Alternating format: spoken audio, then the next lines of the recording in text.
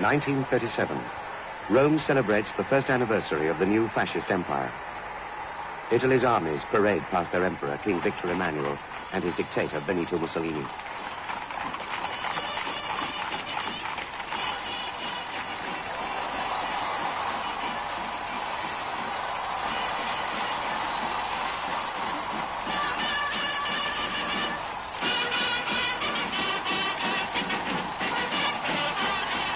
Mussolini's dream is realized in the revival of Rome's imperial past.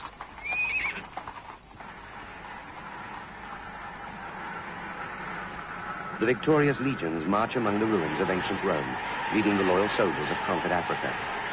Red Fez Daskaris from Eritrea, Dubat warriors from Somaliland, Meharisti from Libya.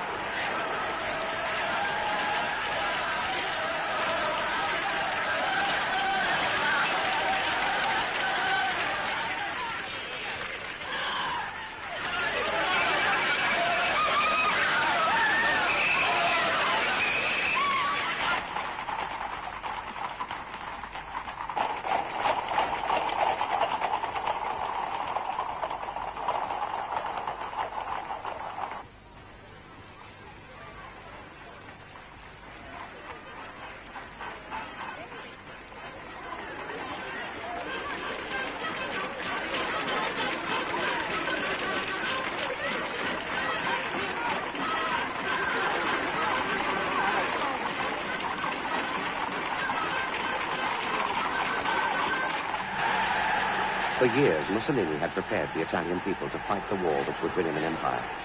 Italy's ruling fascists needed war and the glory that victory brings. War could solve the inglorious problems of mass unemployment and overpopulation. Mussolini could offer no peaceful solutions. War could mend Italy's crippled economy.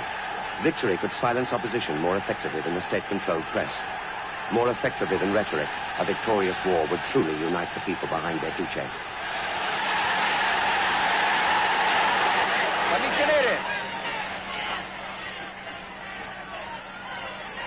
Popolo di Ancona e delle Marche. Quando il fatale andare del tempo si avrà allontanato da quest'età,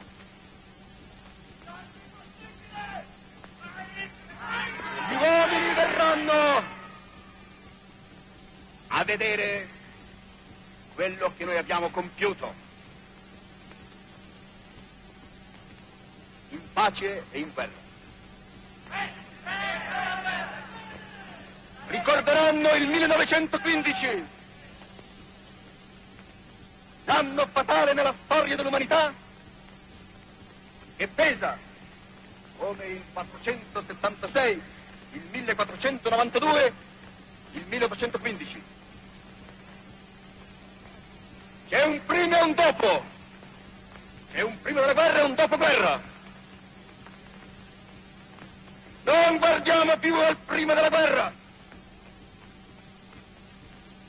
Non abbiamo nostalgie per quel tempo, per quegli uomini, per quegli avvenimenti, per quelle dottrine, poiché noi abbiamo bruciato i nostri bastimenti alle nostre spalle. Ed allora che comincia la storia d'Italia. La vera storia d'Italia, perché se prima si poteva pensare che la storia d'Italia fosse il risultato più o meno complicato di manovre diplomatiche, di intrighi di governo, di passioni di minoranze, è solo con l'anno 1915, col maggio radioso del 1915, che il popolo italiano irrompe sulla scena politica, caccia i trafficanti del Tempio e diventa finalmente l'artefice del suo destino.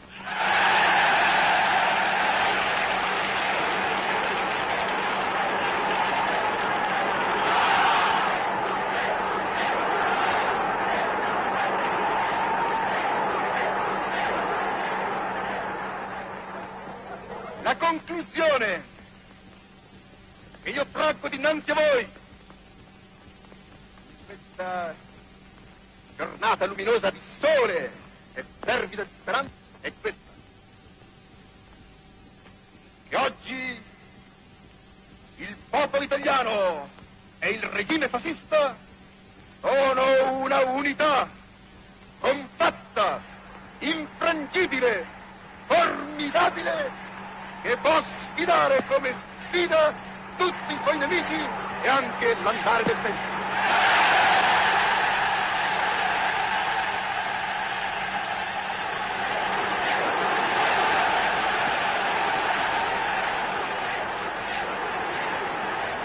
Mussolini's empire grew from the Italian colonies in the deserts of northeast Africa, Libya, Eritrea with its Red Sea coast, and further south, 2,000 miles from Rome, Italian Somaliland.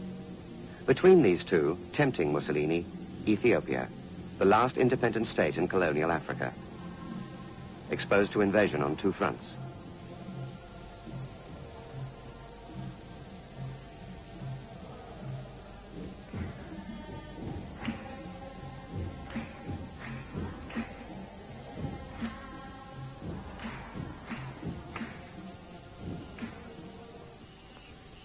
Addis Ababa, the city named the New Flower, set among forests of eucalyptus trees on a temperate plateau ringed by deserts and barren mountains. Addis Ababa, remote capital of Ethiopia, at the heart of one of the world's oldest empires. The town's one tarmac road, built for the new emperor's coronation in 1930, spanned by the Imperial Arch.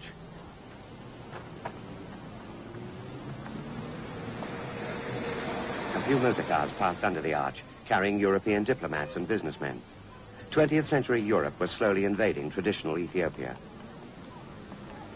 One modern hotel had opened, the Greek-owned Imperial.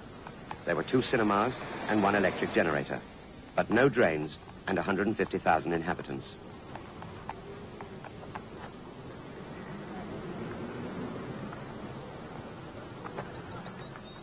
The country's ancient Coptic church was founded 1,600 years ago when Christianity came to Ethiopia. Defender of the Christian faith was the Emperor of Ethiopia, claiming direct descent from the biblical King Solomon and the legendary Queen of Sheba. Ras Tafari crowned Haile Selassie I, King of Kings, conquering Lion of Judah.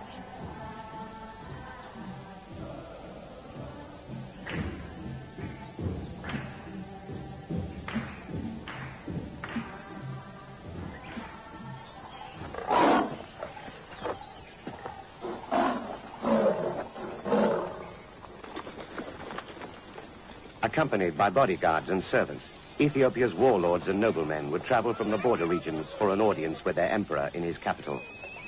Without the loyalty of these independent feudal rulers, the empire's inaccessible mountain and desert tribes would be beyond Haile Selassie's control. Many would have marched for weeks across hostile country, where nomadic Gala bandits attacked ill-armed travelers on the mule tracks.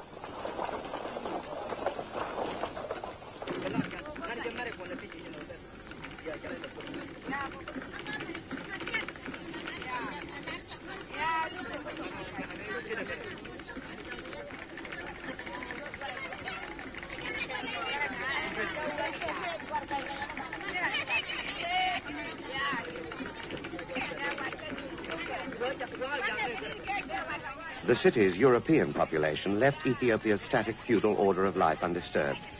Wealthy citizens still went about their business with an escort of servants. The organization of society had not changed for centuries. Ethiopia remained a very poor country with no modern industry.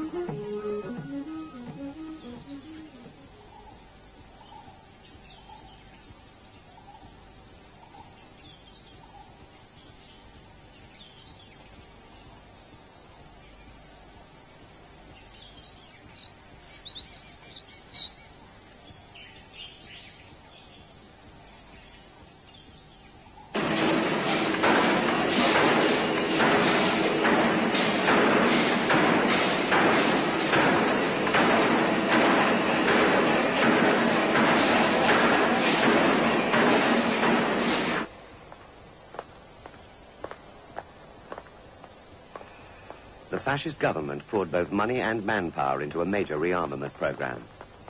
Italy was made ready for war. Industry thrived as it built the military machine to crush Ethiopia. By May 1935, Mussolini's aggressive intentions were no secret, but the major powers of Europe just watched. They made no real protest.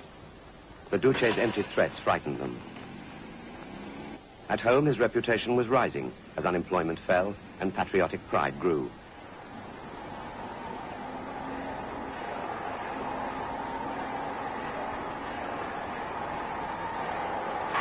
Fascist crowds cheered him through the summer along the road to war.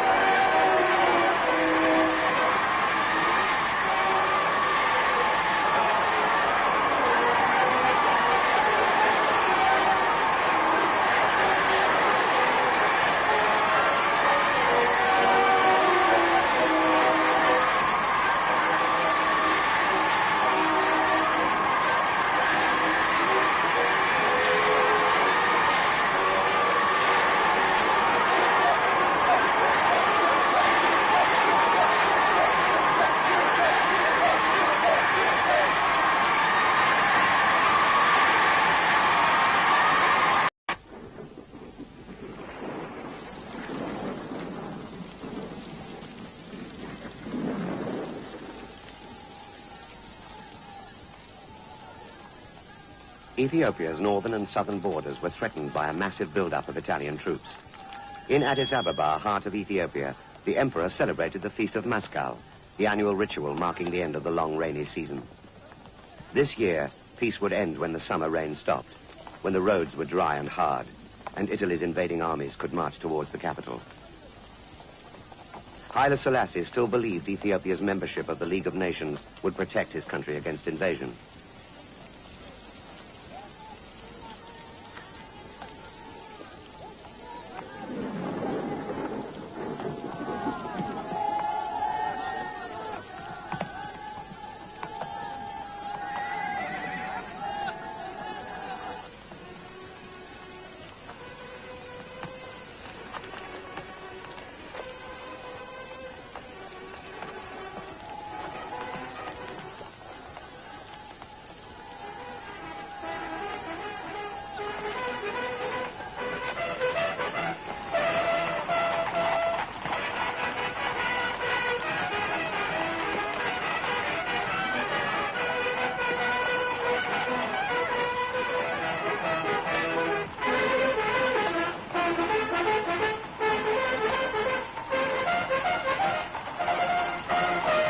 New recruits joined the Imperial Guard, the elite of Ethiopia's armed forces, trained in Western warfare by Western advisors.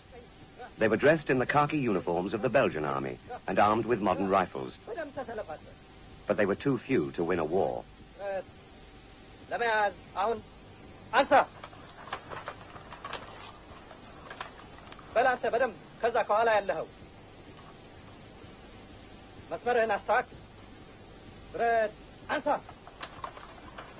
ወደፊት ሂድ ቀኝ ግራ ቀኝ ግራ ቀኝ ግራ ቀኝ ግራ ቀኝ ግራ ባመድ በር ትንሽ አንተ ከኋላ ያለኸው ግራ ቀኝ ግራ ቀኝ ግራ ቀኝ ግራ አሁን ደግሞ ተዘጋጅ ቀኝ ኋላ ዙር አይ መቼም ትንሽ ከዚህ የተሻለ ለመስራት መሞከር አለባችሁ War propaganda had revived the heroic Roman legend. A new sense of national identity was being created, uniting all classes, young and old, in the spirit of a fascist adventure.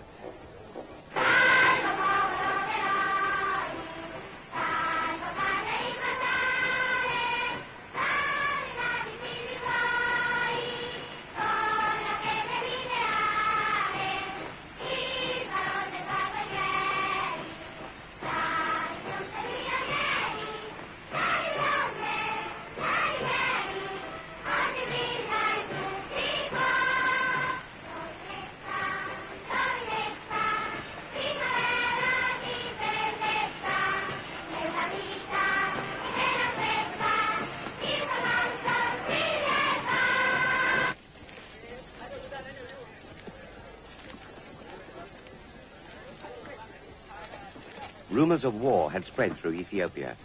Warriors flocked to Addis Ababa to pledge their support to Haile Selassie. The fate of the empire would rest with these fearless, badly armed, barefoot warriors, dressed in their white cotton shamas, marching in the independent armies of the powerful feudal chiefs, the 6 great races.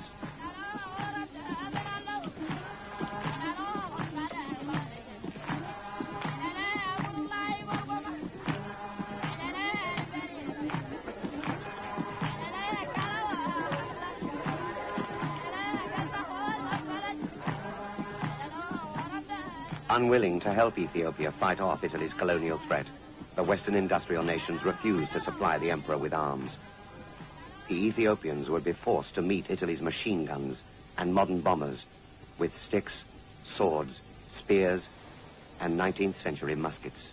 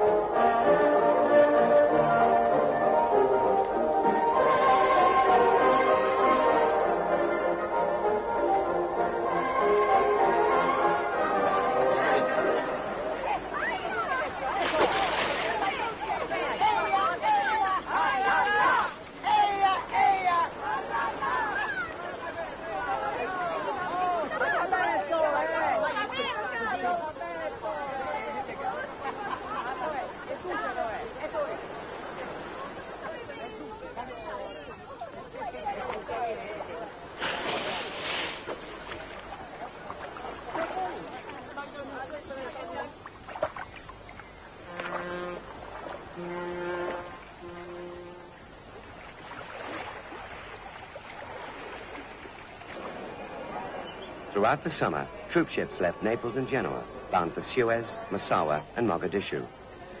The Italian soldiers sincerely believed they were sailing to liberate and civilize Ethiopia. The fascist propaganda machine had worked hard, pounding home a message of warlike, savage Ethiopians, of a society where millions of slaves longed for freedom, a country rich in resources and ripe for invasion.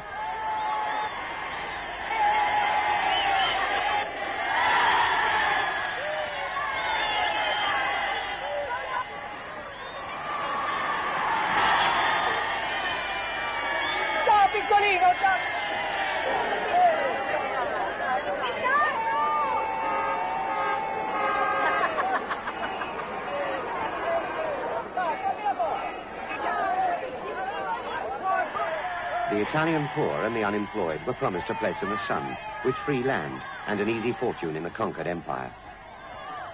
The mechanical power of Italy's armory was Mussolini's guarantee of a quick, clean war with few Italian casualties.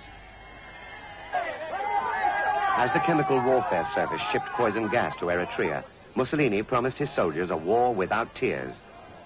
The Red Cross received Queen Elena's blessing and sailed to tend the wounded.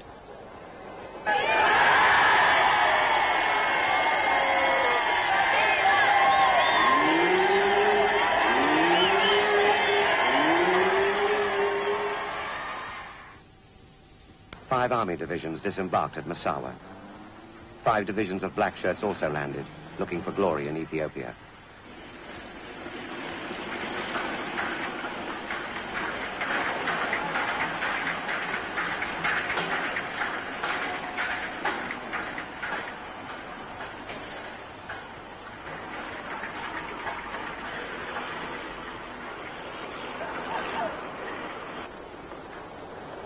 War materials flowed steadily from Italian industry to the ports of Massawa and Mogadishu. Boats queued at the docks, waiting to land supplies for the most powerful army Africa had ever seen. 6,000 machine guns, 150 tanks, 700 pieces of artillery, 150 aircraft, and huge supplies of ammunition passed through the docks before the invasion began. During the next 6 months, the shipments of men and armaments would increase 4 times.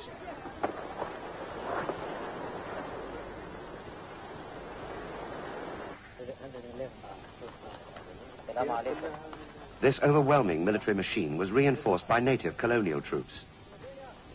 The Italians fully exploited the region's tribal and religious tensions. In the south, they paid the Muslim Dubat to fight against Christian Ethiopians. In both Somaliland and Eritrea, the courageous Askaris were recruited to the Italian cause and trained as a frontline fighting force for the invasion of Ethiopia. By September, Italian positions were established along the Ethiopian borders. A telegram from Mussolini reached Supreme Commander General Emilio De Bono in Eritrea. Order you to attack at dawn on 3rd. Repeat, 3rd October.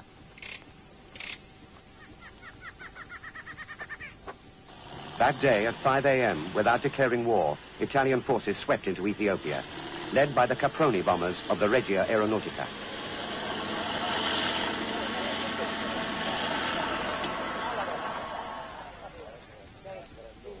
Among the fascist celebrities who came to win easy honor in the African War were 2 distinguished volunteers, Il Duce's own sons, Lieutenant Vittorio Mussolini and his younger brother Bruno.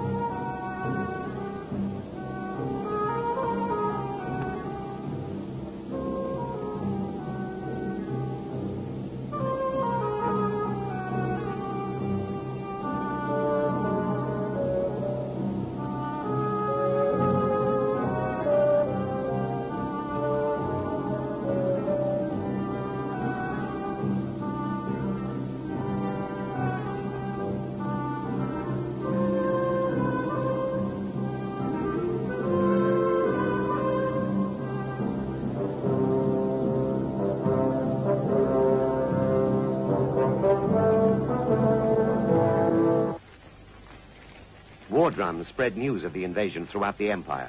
The warlords and chiefs assembled their tribal armies and marched to Addis Ababa. Ethiopia's feudal chiefs were often at war with each other. Now they united to fight off the invaders. Many of them had fought the Italians once before and won. In 1896, Ethiopian warriors had destroyed the Italian army at the Battle of Adwa. They were sure they could humiliate Italy again.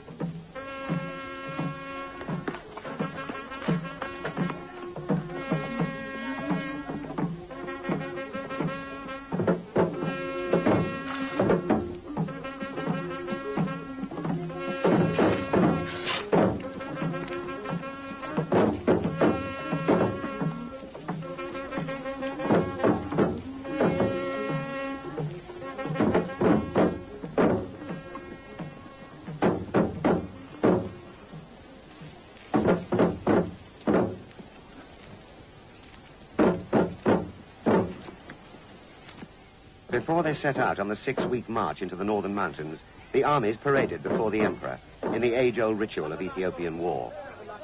Ras Mulugeta, hero of Adwa, approached Haile Selassie. Jan Hoy, I was killing Italians before you were born. Now I march into battle once again. I await you on the battlefield. He saluted the emperor and left with his 80,000 men on the long march north.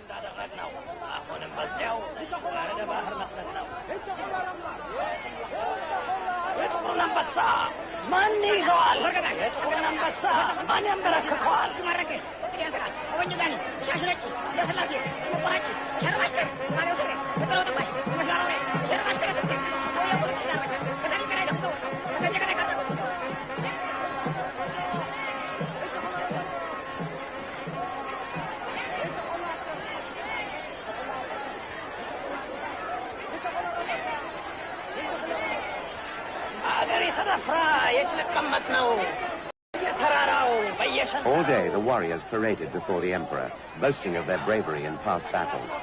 But Haile Selassie knew that the invasion had brought a new kind of warfare to Ethiopia. These old battles had been fought in the old way, hand to hand, from dawn to dusk, won and lost in a single day. Listen to Kaki.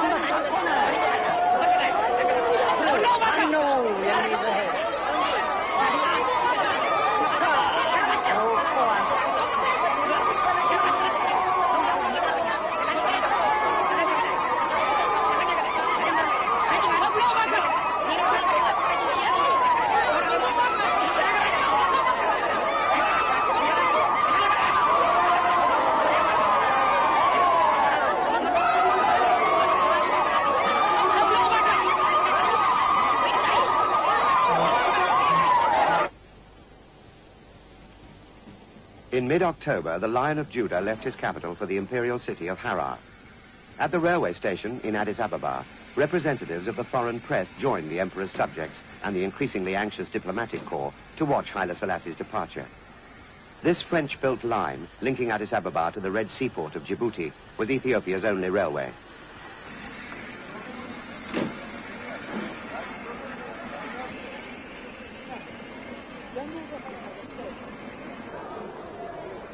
Empress Minen joined her husband on the imperial train. General Vergin, Haile Selassie's Swedish military advisor, was among the well-wishers.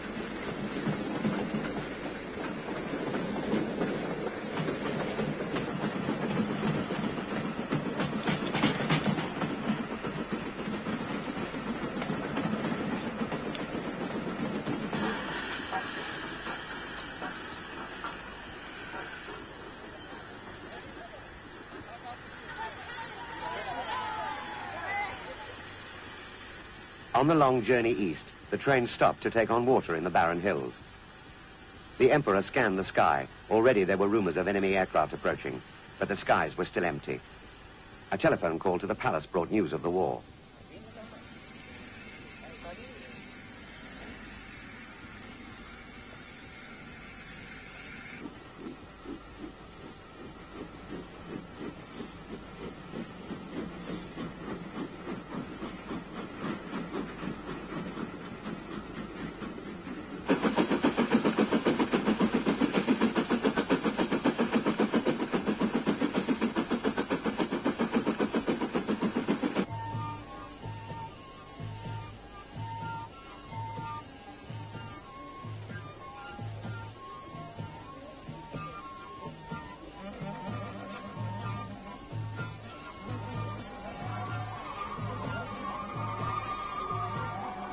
Harar was a city Haile Selassie knew well. Like his father before him, he had once been governor of Harar, Ras Tafari. Now, General Graziani's armies were marching north from Somaliland, threatening the southern deserts of Ogaden and Harar itself. The emperor needed the support of the region's tribes to protect the empire.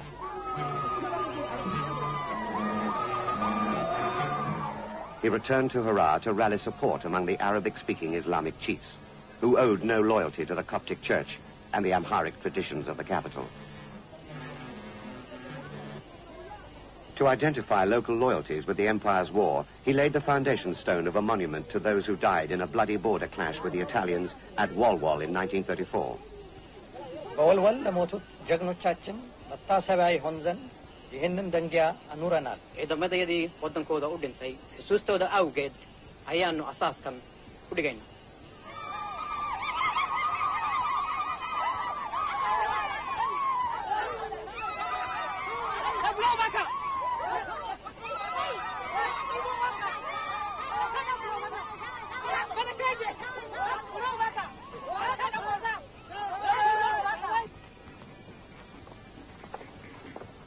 The southern tribes rallied to the emperor's cause.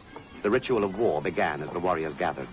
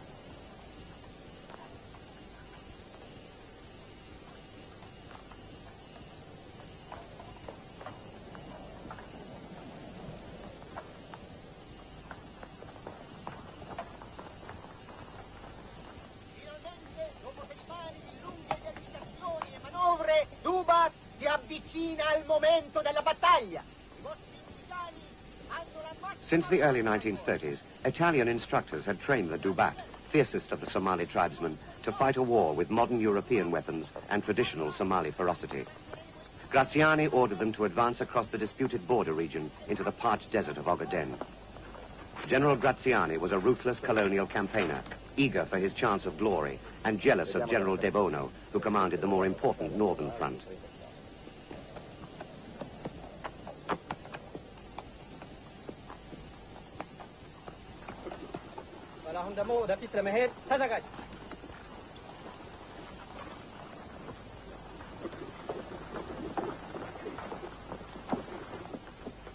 Graziani moved men and supplies forward across the river Webe Shebele, destroying Ethiopian resistance as he pushed north. He urged Mussolini to authorize a march on Harar.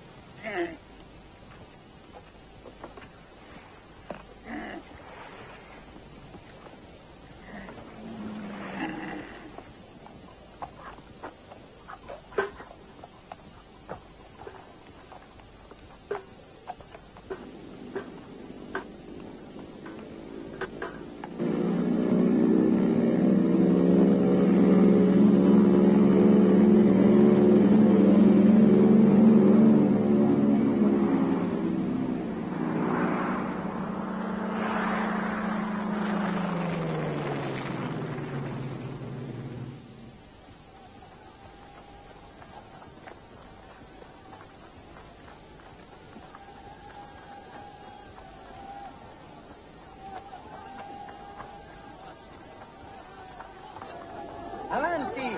Avanti!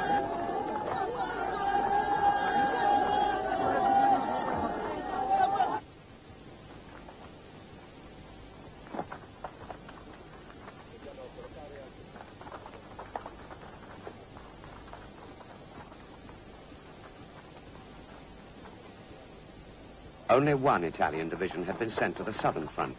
In the north, Graziani's rival, General De Bono, had 10.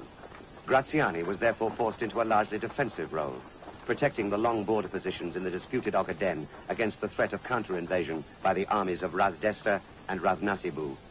But Graziani was not content with defense. He had sworn that the Duce shall have Ethiopia with or without the Ethiopians. Caricate, puntate! Attenzione che stanno vedendo!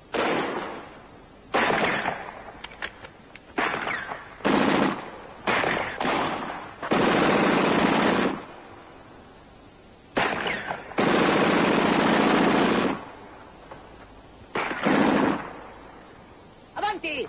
Avanti!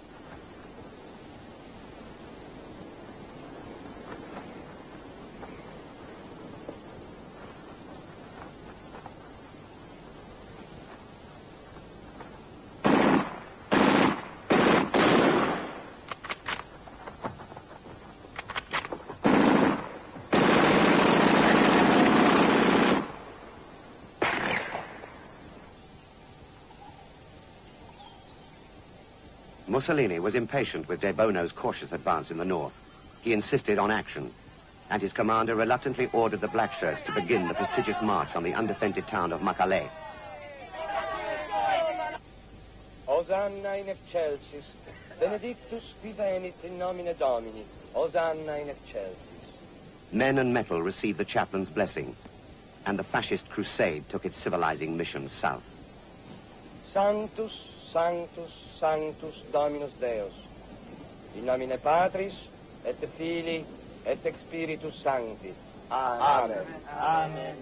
Prendite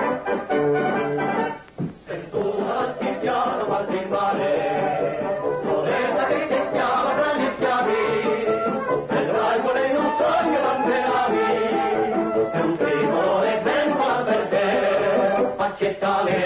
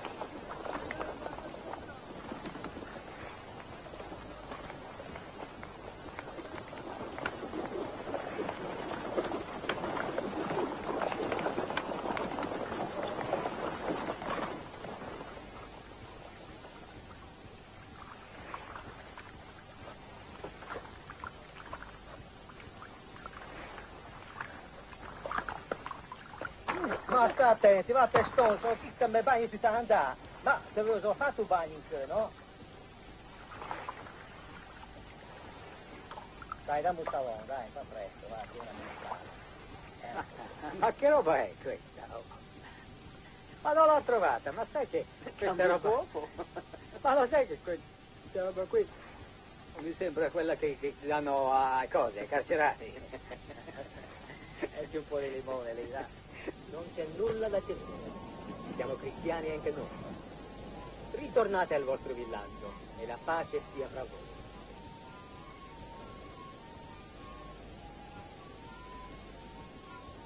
Io dimoscio come bene.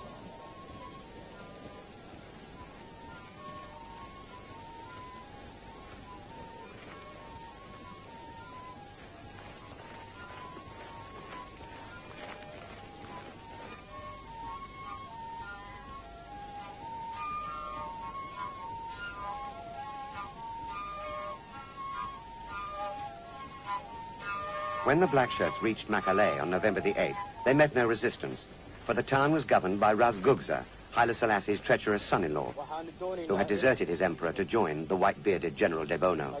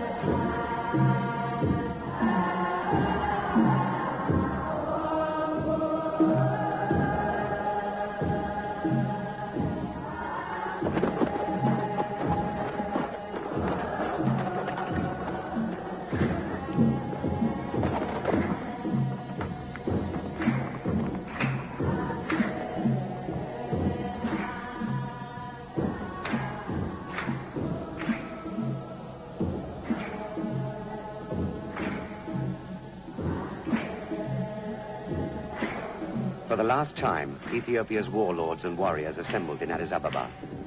Solemnly they circled St. George's Cathedral, drawing strength from heaven and the emperor as the invading armies drove deeper into Ethiopia. For the last time, the emperor led the procession around the Coptic church, heart of an ancient Christian tradition threatened by Rome.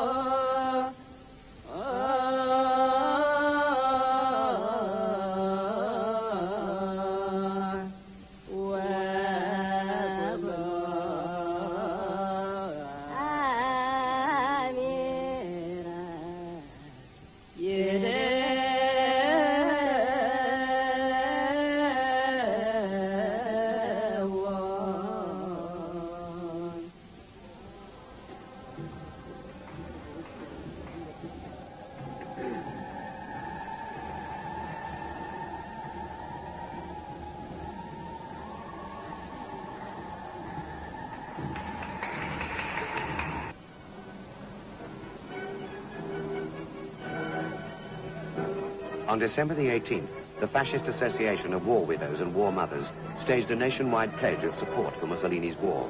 The Italian people joined together in a sacrifice of gold for the honor of Italy. Queen Elena led the women of Rome up to the altar of the nation. Il nostro saluto alle gloriose bandiere, agli ufficiali e soldati di terra, di mare, dell'aria, alle camicie nere, agli operai, agli ascari fedeli. Buon Natale! The sacrifice was Italy's symbolic answer to the League of Nations and its feeble economic sanctions. Firm action by the European powers at the League could have stopped Mussolini's war in Ethiopia. Sanctions merely united the Italian people behind the Duce and his war. 250,000 Romans came to sacrifice their gold wedding rings in a crucible smoldering with incense. In return, the state gave them a ring of iron. Italy's women now belonged to Mussolini.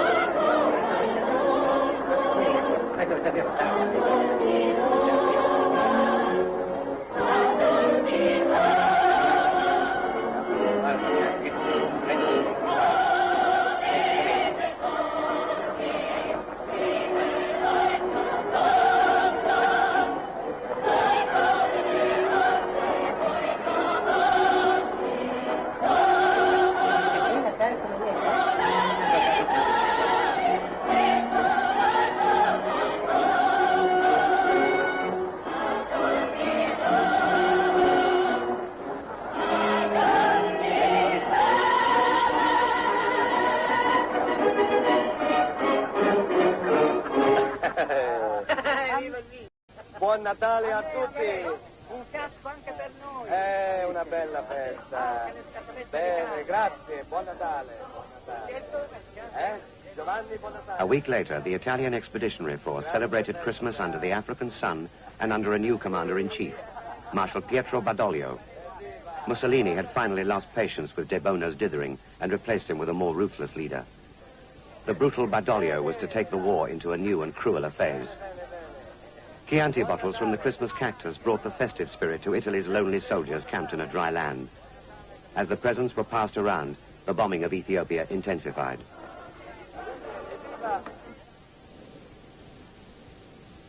There were also Christmas presents for the people of Ethiopia, to be flown in by the 103rd Squadron, special delivery to Dessie, Haile Selassie's new headquarters, north of Addis Ababa on the edge of the battle zone.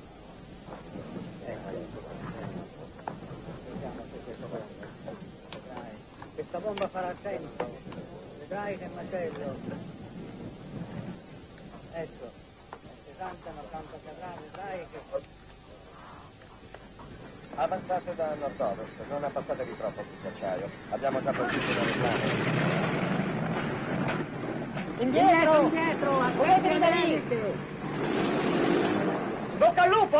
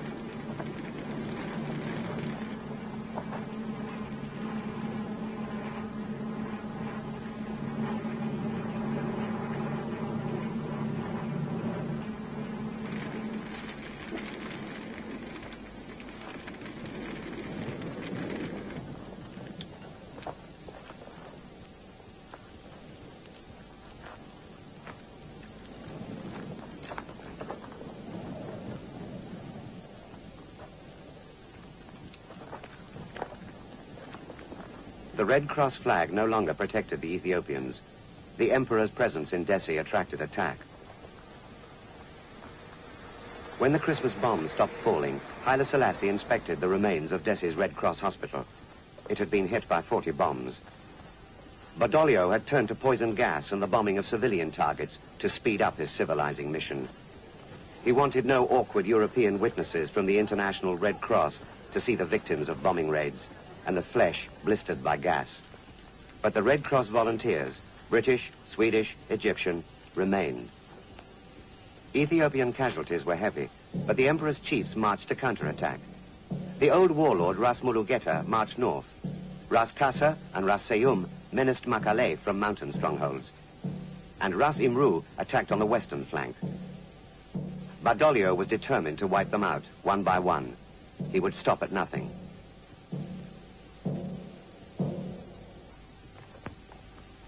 The Ethiopian peasant warriors marched slowly north with their wives and a few days' supplies.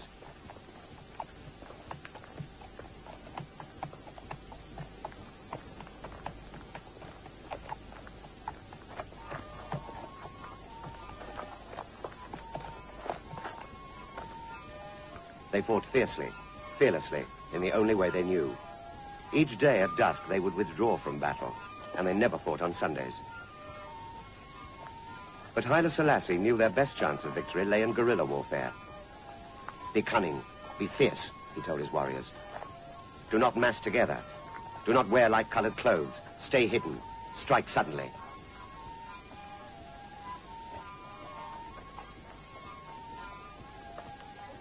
Only the shrewd Ras Imru followed his emperor's advice. His men raided convoys in Italian-held territory, harassed road gangs, seized guns and ammunition, wrecked enemy morale.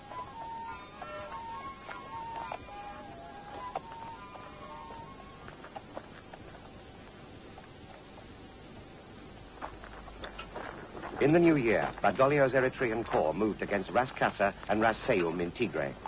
The Italian mechanized columns could not move quickly in the wild mountains of Tigray, where mules proved more mobile than trucks. Marshal Badoglio knew his troops were not equipped to fight a guerrilla war. His strategy was to lure the Ethiopians into open battle.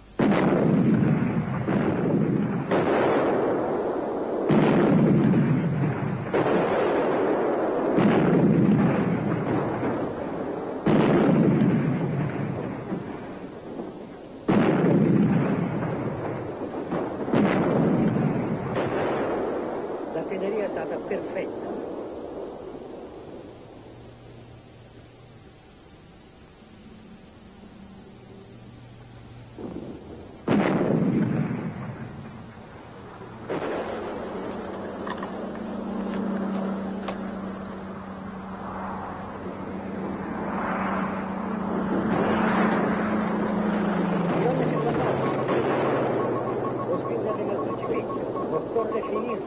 Superior radio communications were critical to Badoglio's strategy. Orders were transmitted fast as news of enemy movements was received. The Askaris marched into the hills to surround Ras Seum's army in a pincer movement.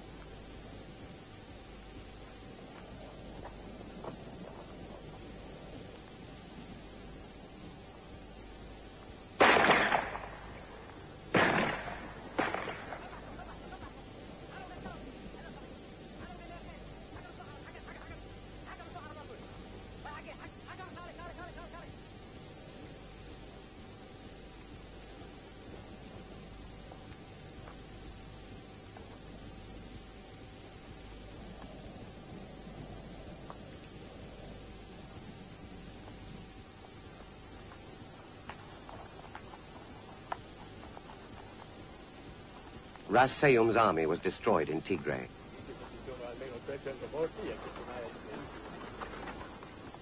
Prisoners were herded into camps. Irreplaceable weapons were lost. Without modern arms, the Ethiopians' courage was tragically futile. Many of the prisoners had lost brothers on the battlefield, killed as they tried to tear the guns from the enemy's hands. Now they have lost their guns and their honor in the humiliation of capture. Metteteli tutti in riga. Su, su, su, su, avanti, avanti. Di qua, tutti in fila. Su, forza, forza. Avanti. Bene, bene così, avanti. Tutti in fila.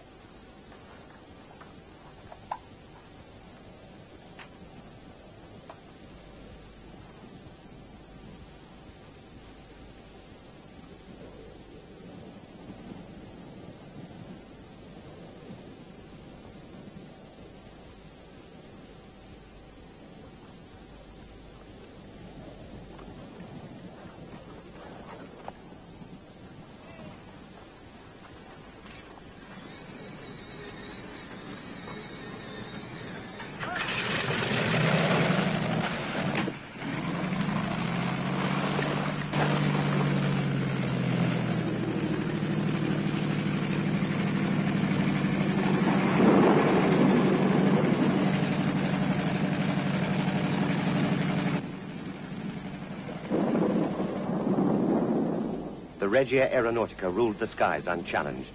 Reconnaissance aircraft patrolled all day, mapping the land and looking for the white cotton shamas which betrayed the enemy. Bombers terrorized towns, villages, and marching columns with almost complete impunity. Italy's air power decided the war.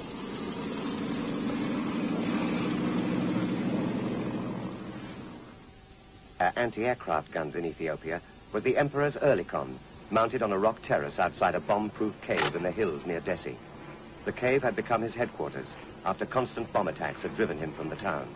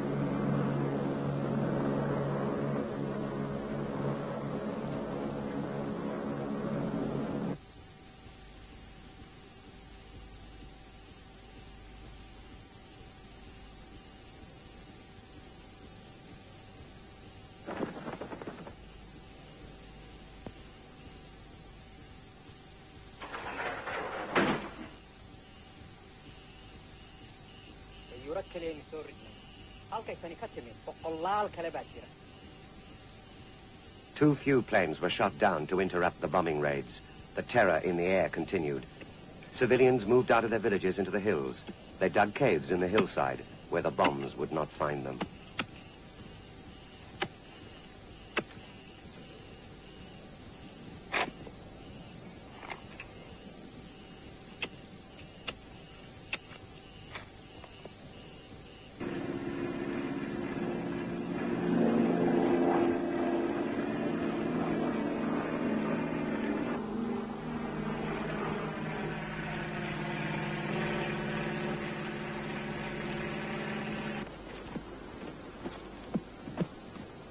When marching columns were caught by aircraft in the mountain passes, they were easy targets for the Regia's bombs, guns, and gas.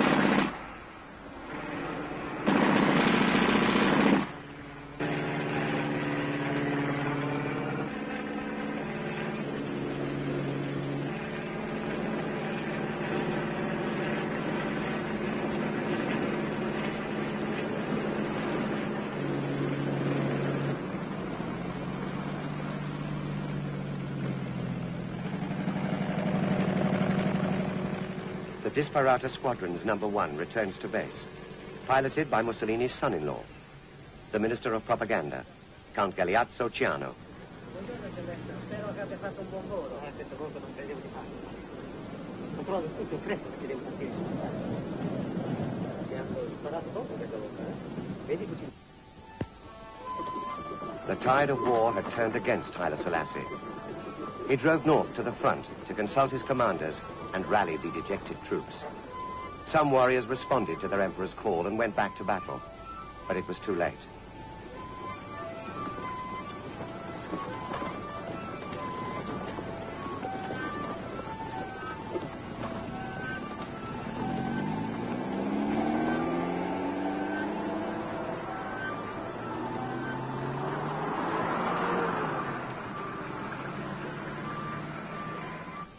Badoglio had banned the foreign press from the front line. Now he invites them to witness the war's decisive battle, the attack on Amba Aradam, mountain fortress of Ras Mulugeta.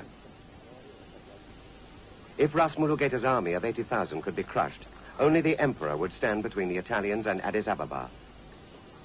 Aerial surveys revealed Ras Mulugeta's weak point. The Italian attack would come from the south. A 9-day siege began.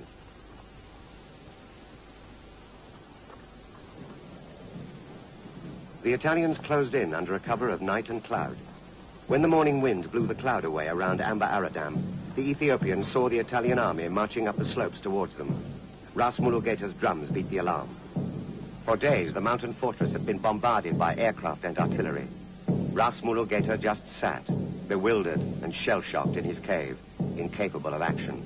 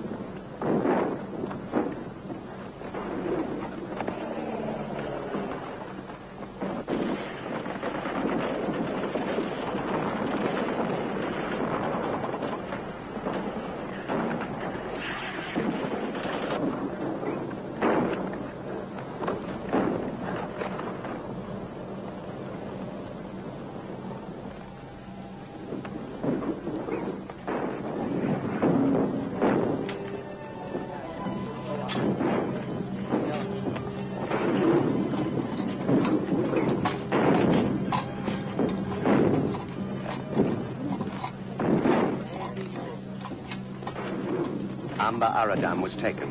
The road south was open. 6,000 Ethiopians had died on Amba Aradam. 15,000 were killed in the next 3 days, cut down by the Regia Aeronauticas machine guns or burned alive by mustard gas. One of the dead was Ras Mulugeta's own son, killed in command of the rear guard. When Ras Mulugeta turned back to mourn over the body, he too was killed by a bullet from the sky. Ethiopian resistance was falling apart.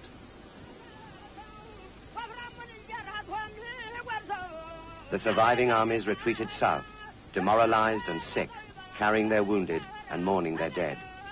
Ras Imru's army was destroyed in the Battle of Shireh.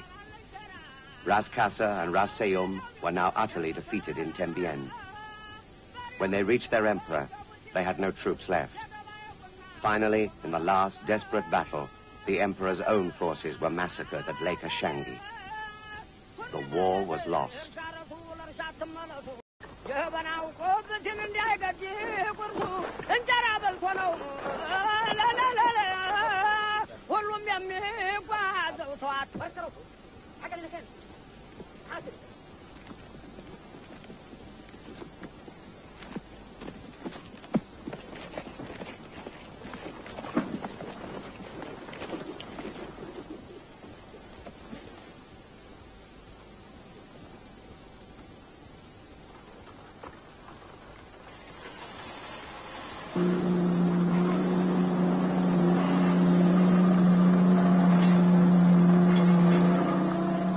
European governments were deaf to Ethiopia's appeals.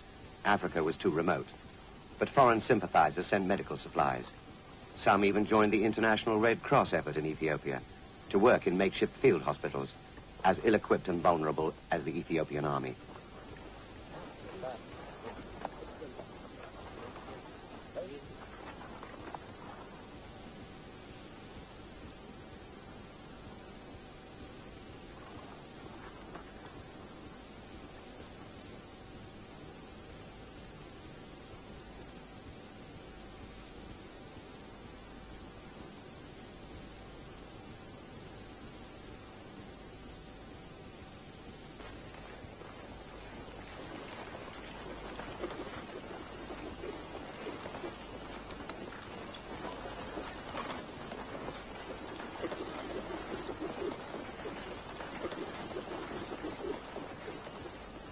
The Black Shirt Army was on the last stage of the march of conquest to the old Ethiopian capital of Gondar. For the glory of the fascist party, Secretary General Achilles Tarace marched behind the Roman standard along a route known to be free of enemy troops into a town untouched by war. The population didn't realize the colonial invader had come to stay.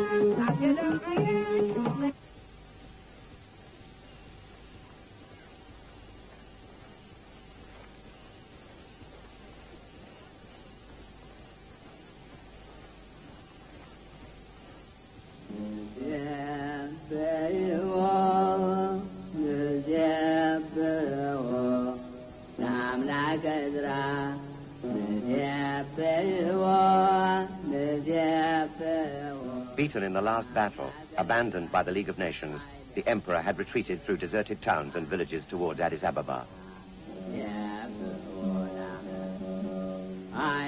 Though the Italians were closing in behind him, he stopped for 2 days to fast and pray on his knees in the monolithic church of Lalibela.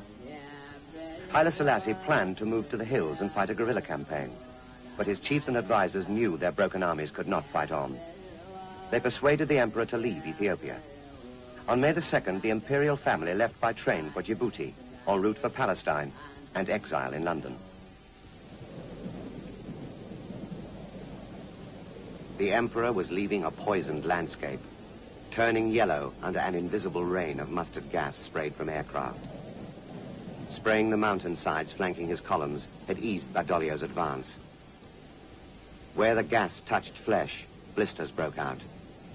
Barefoot warriors were very vulnerable as they marched over the poisoned land.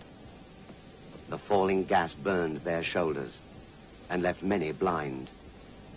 The fumes burned lungs. People died from drinking poisoned water. The horrified Red Cross volunteers were not equipped to treat gas burns. Mustard gas was outlawed by international agreement after World War I.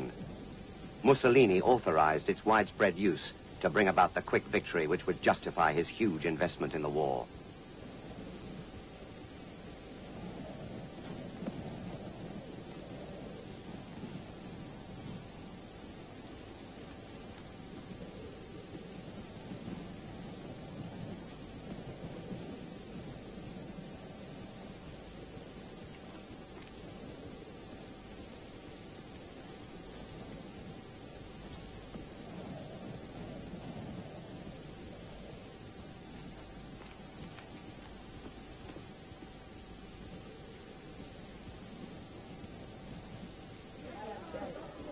Italian engineers built the roads to victory through the Ethiopian Empire.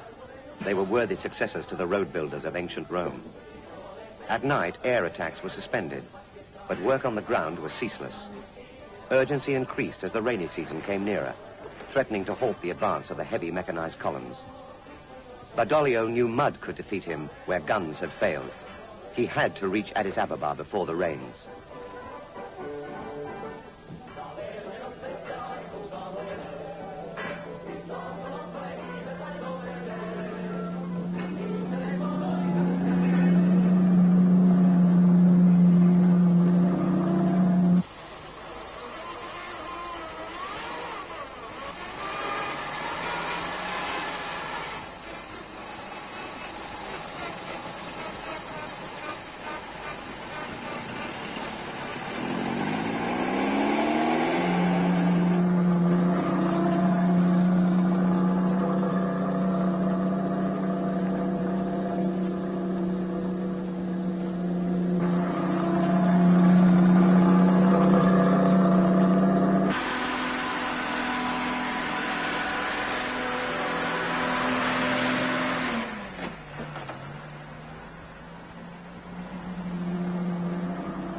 The defeated empire lay in ruins.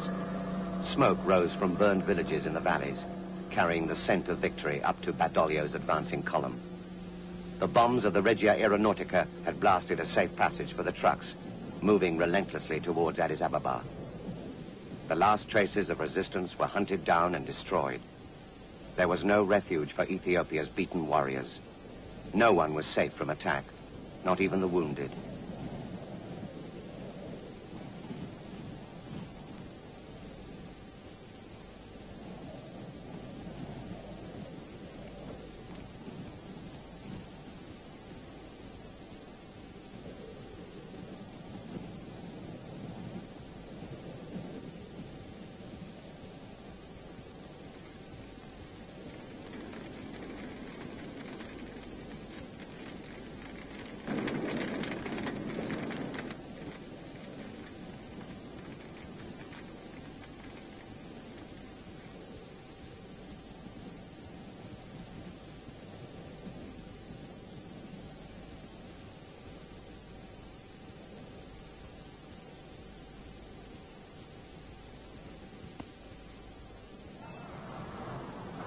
The march of the Iron Will set out from Dessie on the final stage of Badoglio's drive to victory.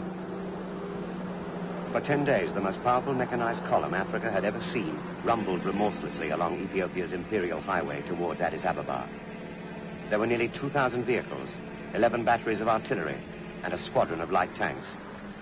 They met no resistance. The Askaris were sent ahead to enter Addis Ababa. When they were sure the city was safe, they withdrew, as Mussolini had ordered, to allow Badoglio to lead the Italian troops in triumph towards the imperial arch. 3 days after Haile Selassie's flight from his beaten empire, Badoglio drove into Addis Ababa.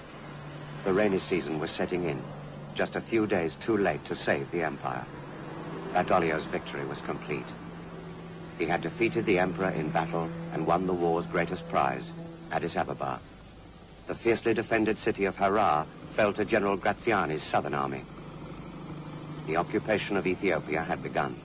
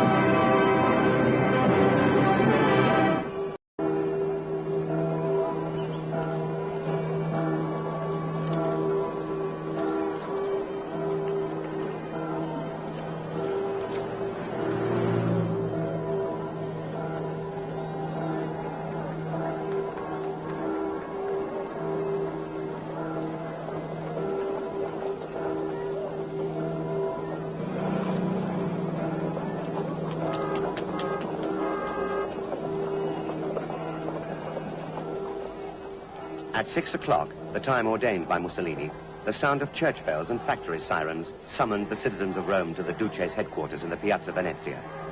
News of victory had reached Rome, and the people flocked to pay homage to the victorious leader. They had good reason to rejoice. Their soldiers had conquered the promised land, and it had been a short war. The tame press had shielded them from the uncomfortable truths which could spoil their pride in victory. Mussolini could also rejoice, with good reason. He had won 2 wars. The Ethiopians were beaten, and the Italian people were united in unconditional surrender to the fascist state. At 7:30, the Duce appeared on the balcony of the Palazzo Venezia and addressed Rome.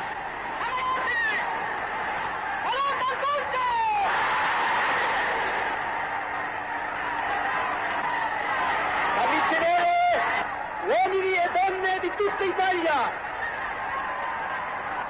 italiani e amici dell'Italia, al di là dei monti e al di là dei mari, ascoltate, il maresciallo Badoglio telegrafa. Oggi, 5 maggio, alle ore 16, alla testa delle truppe vittoriose, sono entrato in Addis Abeba.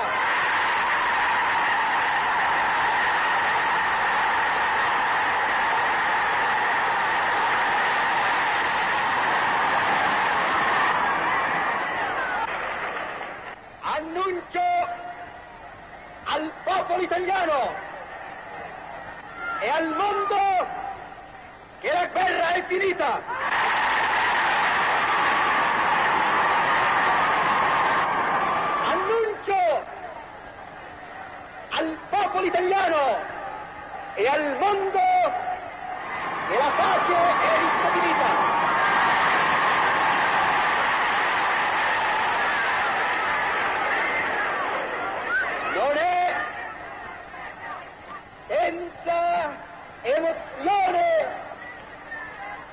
che io aggiunga che si tratta della nostra pace, della pace romana,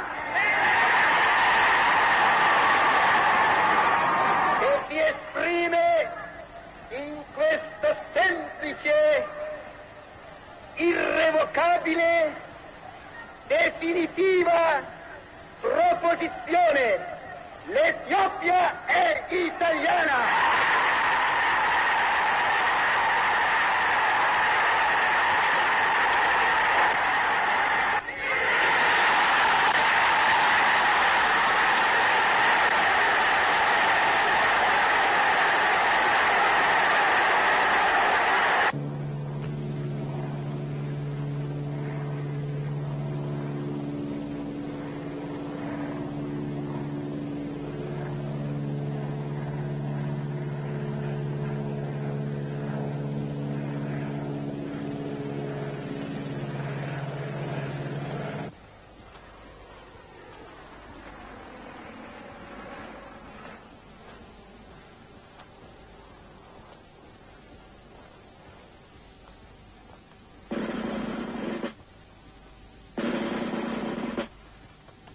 From the balcony of Haile Selassie's old palace, Marshal Badoglio watched the Italian flag being raised over Addis Ababa with colorless formality.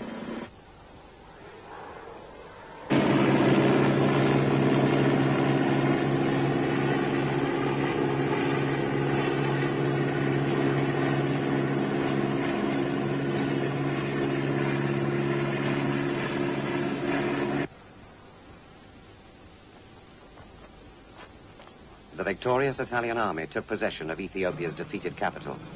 This was the prize at the end of a 7-month campaign, the place in the sun Mussolini had promised.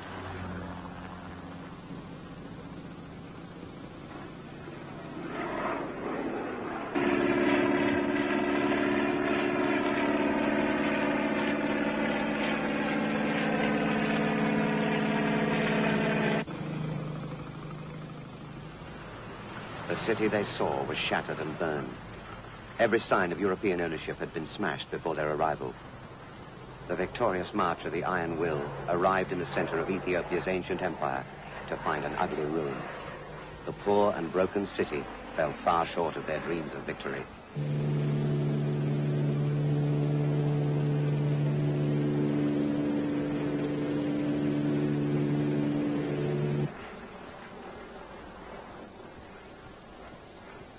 The Addis Ababa the Italians had won was not the one the emperor had left. All order left with him. The city was a shell, wrecked and looted by its population. There was little left for the conquerors to occupy, as the foreign legations emerged from their barricaded compounds to welcome the Italians. Slowly, the European population drifted back to the city from the hills.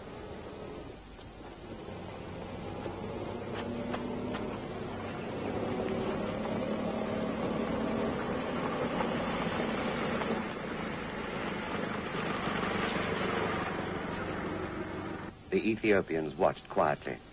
275,000 had died in a barbarous war.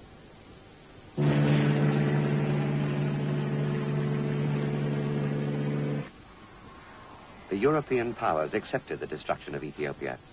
They believed peace had returned to the world.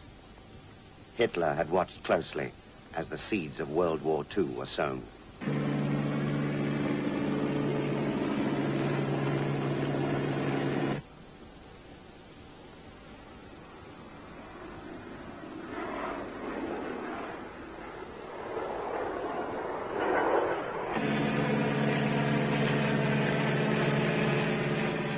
The exiled emperor of Ethiopia continued his campaign for justice in Europe.